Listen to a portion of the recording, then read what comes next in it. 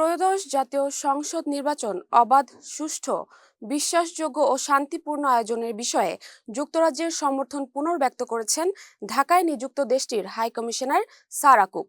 আজ রোববার সকালে সারা কুক বাংলাদেশ জামায়াত ইসলামীর আমির শফিকুর রহমানের সঙ্গে সৌজন্য সাক্ষাৎকারের সময় যুক্তরাজ্যের এই অবস্থান তুলে ধরেন।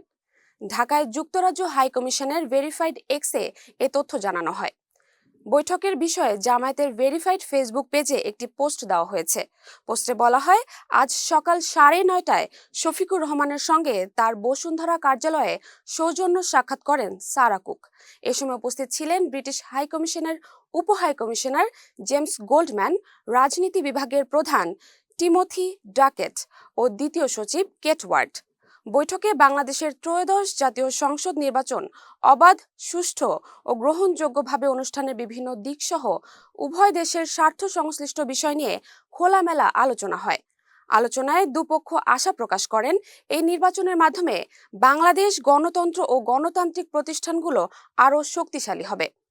এছাড়া উভয় দেশের বন্ধুত্বপূর্ণ সম্পর্ক, ব্যবসা বাণিজ্য সহ পারস্পরিক সহযোগিতা ভবিষ্যতে আরও গতিশীল হবে।